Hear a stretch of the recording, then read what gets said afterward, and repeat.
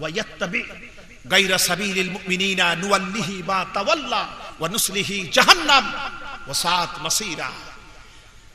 যাদের সামনে ইসলামের সত্য সঠিক পথ প্রকাশিত হওয়ার পর যারা রাসূলুল্লাহর বিরোধিতা করবে এবং মুমিনদের পথকে বাদ দিয়ে অন্য পথ অনুসরণ করবে, ওদেরকে আমি জাহান্নামের আগুনে দগ্ধ করব।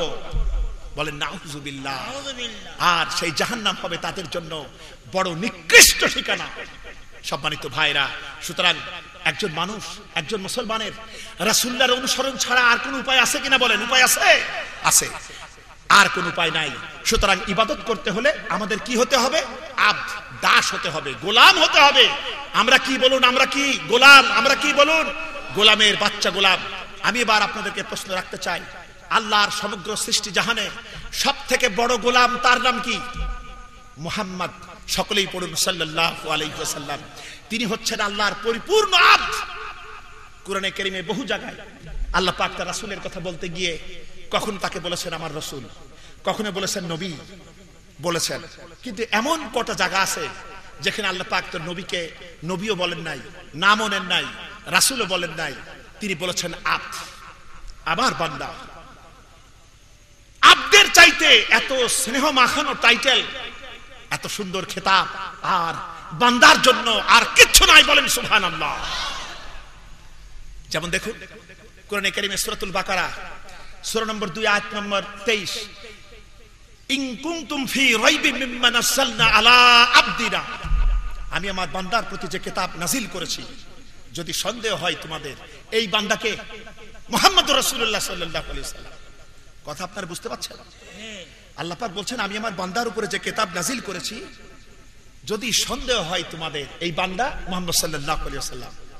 আবার দেখুন কোরআনে কারীমে সূরা বনী ইসরাঈল সূরা নম্বর 17 আয়াত নম্বর 1, সুবহানাল্লাযী আসরা বিআবদিহি লাইলাম মিনাল মাসজিদিল হারাম, পবিত্র সেই সত্তা যিনি তার বান্দাকে রাতের একটা অংশে সফর করিয়েছিলেন, ইসরা করিয়েছিলেন মসজিদুল হারাম থেকে কোথায়? মসজিদুল আকসা পর্যন্ত। এই বান্দাকে হুজুর সাল্লাল্লাহু আলাইহি ওয়াসাল্লাম, ঠিক কিনা বলুন? বন্ধুগণ, এইভাবে আপনি দেখুন কোরআনে কারীমে সূরাতুল বাকারা সূরা নম্বর 2 আয়াত নম্বর 23, এরপরে দেখুন কোরআনে কারীমে সূরা আনফাল সূরা নম্বর 8 আয়াত নম্বর 41, সূরা বনী ইসরাঈল সূরা নম্বর 17 আয়াত নম্বর 1, সূরাতুল কাহাফ সূরা নম্বর 18 আয়াত নম্বর 1, সূরাতুল ফুরকান সূরা নম্বর 25 আয়াত নম্বর 1।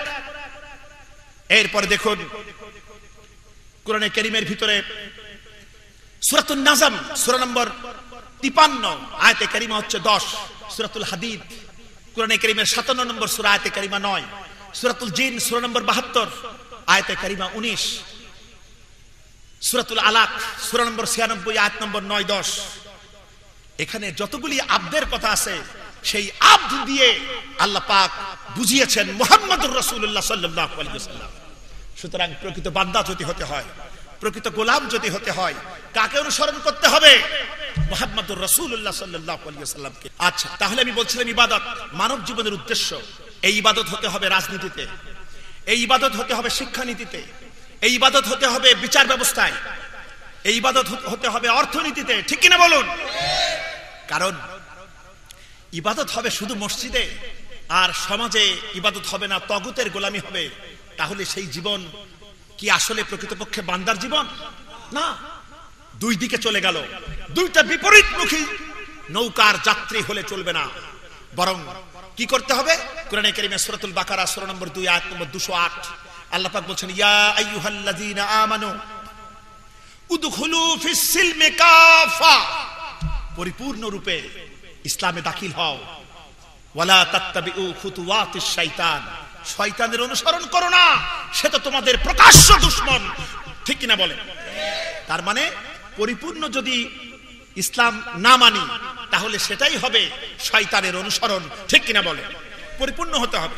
এজন্য আমাদের রাজনীতিতেও হতে হবে কার গোলামি? কার গোলামি হতে হবে রাজনীতিতে?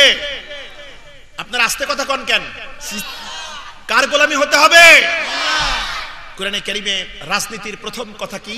কোরআনে কারীমে এসেছে সূরা, আপনাদের অনেকেরই মুখস্থ আছে এই কথাটা, কিন্তু একটু চেখে দেখা হয় নাই। কোরআনে কারীমে সূরাতুল ইমরান সূরা নম্বর 3 আয়াতে কারিমা 26, এখানে রয়েছে কুলিল্লাহুম্মা মালিকাল মুলকা কুলিল্লাহুম্মা মালিকাল মুলকি তুতিল মুলকা মান তাশা। তুমি বলো এই সাম্রাজ্যের মালিক কে? সাম্রাজ্যের মালিক হচ্ছে আল্লাহ রাব্বুল আলামিন। এবার বলেন, আপনার বাড়িতে আপনার আইন চলবে না, আমার আইন চলবে? বলেন চলবে? তাহলে এই সাম্রাজ্য, এই বিশ্ব ব্যবস্থার মালিক কে? তাহলে আইন চলবে কার? সৃষ্টি যার, আইন চলবে তার। ঠিক কিনা বলেন? কোরআনে কারিমে সূরা ইউসুফ সূরা নম্বর 12 আয়াত নম্বর 40, এখানে আল্লাহ বলেন ইনিল হুকমু ইল্লা লিল্লাহ। হুকুম চলবে, আদেশ চলবে, বিধান চলবে কেবলমাত্র আল্লাহ রাব্বুল আলামিন। আমার ভাইরা, আমার মা বোনেরা, মদিনাতে হুজুরে পাক সাল্লাল্লাহু আলাইহি ওয়াসাল্লাম যখন নতুন রাষ্ট্র শুরু করলেন, সংবিধান রচনার প্রশ্ন দেখা দিল, তখন নতুন মুসলমানগুলি এবং মুনাফিকগুলি হুজুরের কাছে এসে বলছে, ইয়া রাসূলুল্লাহ, নতুন স্টেট চালু করেছেন, এর ভিতরে আইন কানুনের ব্যাপারে আমরাও কিছু সাজেশন দিতে চাই। আইন কানুনের ব্যাপারে আমাদের কোনো চিন্তা গ্রহণ হবে কিনা? ওহী নাজিল হয়ে গেল, নবী ইয়াকুলুনা হাল লানা মিনাল আমরি মিন শাইই কুল ইন্নাল আমরা কুল্লাহু লিল্লাহ।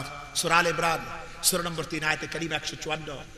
আল্লাহ পাক বলছেন, নবী, ওরা তোমার কাছে প্রস্তাব দেয় শাসনতন্ত্রের ব্যাপারে, আইন কানুনের ব্যাপারে তাদের কোনো কথা গ্রহণ হবে কিনা? তুমি বলে দাও, শাসনতন্ত্র, সংবিধান আল্লাহ রচনা করেন, এর ভিতরে মানুষের নাক গলাবার কোনো অধিকার নাই। বলেন আল্লাহু আকবার। এই হল ইসলামের রাজনীতি।